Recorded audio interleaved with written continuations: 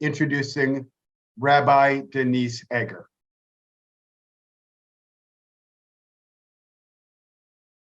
I have had the great honor and distinction of knowing our next honoree for more than 20 years. When I first arrived in Los Angeles to become the senior pastor of Founders Metropolitan Community Church in 2001, Reverend Elder Dr. Troy D. Perry picked me up at my office and said, "There is someone you have to meet, and I have a feeling that you're going to be good friends." He was right, and Rabbi Denise Eger and I quickly became good friends, colleagues, and good troublemakers ever since. Rabbi Denise is a well-deserving recipient of the LGBTQ Religious Archives Network's first ever GALA Awards as both an activist in the work of queer inclusion and a trailblazer, making a way within Judaism for LGBTQ plus rabbis, cantors, and other spiritual leaders to be in ministry. Let me tell you just a few things about this incredible woman of faith. Rabbi Denise Eger knew from a young age that she was called to serve in religious community. Her first inclination was she would be a cantor, and if you've heard her singing voice, this would come as no surprise. However, in college, she made a decision that she would follow her call as a rabbi who sings. Her family were observant in a Reformed Judaism tradition and went to synagogue regularly and observed all of the Jewish holy days. She, in fact, was a Jewish youth leader. Heading to seminary seemed a logical step, but being a lesbian was a problem. In those years, you could not be openly gay and a rabbi. In fact, you could be kicked out of seminary. Rabbi Denise helped create an underground gay and lesbian support group at seminary and worked behind the scenes for acceptance of LGBTQ plus folks to be in seminary openly. This work has always been a feature of her life and ministry. The Hebrew Union College Jewish Institute of Religion finally in 1990, along with CCAR, changed its policy. In advance of the convention where this would be debated, she made her coming out a public act when she was first featured in the Los Angeles Times. It was 1993, in the height of the AIDS crisis. She had just left the synagogue where she had served as a rabbi for 5 years, and along with 35 people, they started Congregation Kolami to be a different kind of synagogue, a place of welcome for queer people and their families and allies. Congregation Kolami have been locally and globally recognized for their work and have received numerous awards for the congregation. But Rabbi Denise is not just a spiritual leader or a proponent for LGBTQ plus inclusion or a feminist paving the way for women in the Reformed Judaism movement. She is a prophet in the real sense of the word. She is the author and contributing writer to many books, journals, articles, and has influenced religious thought. Her book, Where Pride Dwells, a collection of LGBTQ plus prayers, poems, and liturgy, are a celebration of Jewish diversity. She was also named one of the leading religious figures leading the fight for LGBTQ plus equality by the Human Rights Commission. Rabbi Eger understands that to make systemic change, you can't just do so from the outside, but from within.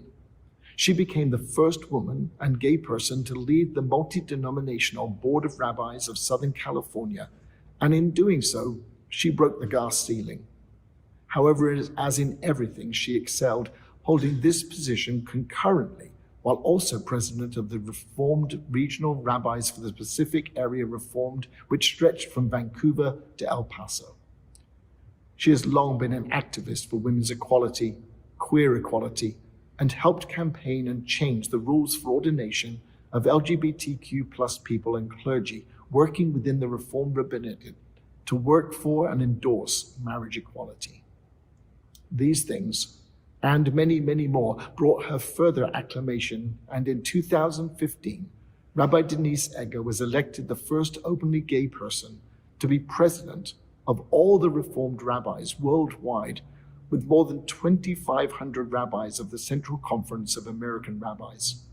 She became one of only 3 women to hold this position and its 170-year history, she was the first openly gay person.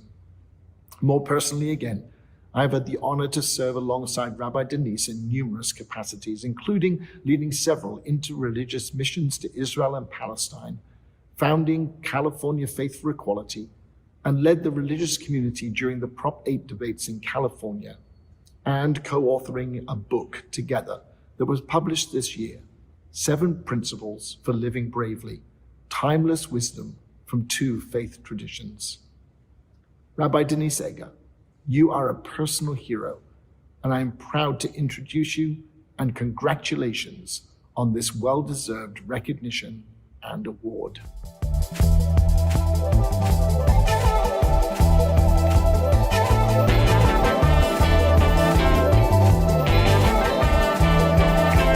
Thank you, Reverend Neil. Always an honor to be with you and to share time with you, my co-author and treasured friend, and you are my pastor always. Thank you to Mark Bowman and Joel Kushner and the board and everyone at the LGBTQ Religious Archives Network for this great honor and the celebration tonight of radical resistance. First, I want to shout out Mazel Tov to my fellow honorees, particularly my very good friends, Reverend Mel White and Bishop Yvette Flunder. We've done a lot of work and we've done a lot of radical resistance together through many years. I feel so honored to be celebrated for my contributions to our queer community. Radical resistance is something that we need to continue in these days and times, as our equality is never over. Being a religious person, a spiritual person in the queer community is an act of radical resistance, because so many of our queer people, our children, our family and friends have seen the terror that religion can cause. And so the work that I've done through the years has really been to try and help heal that trauma, and to allow people to bring their sexuality and their spirituality together, as well as the battle for our civil rights and our equality. I hope those of you watching tonight will continue that challenge, as I will now. I'm grateful for my family, for my wife, Rabbi Eleanor Steinman, and her leadership, and I'm grateful for the friendship of many of you. And my friend, a shout out to Jim Matulski, Reverend Jim, who's one of the co-chairs of this evening. So again, thank you for this great honor. And I'm glad to support the work of the Religious Archives Network. We need to know our history, and that too is a radical resistance. Thank you. This event is just filling me up, and I can imagine for many of you as well. Thank you, Reverend Neil, good friend and colleague, and those times on California Faith for Equality, where we were all making holy trouble, was pretty sacred for me.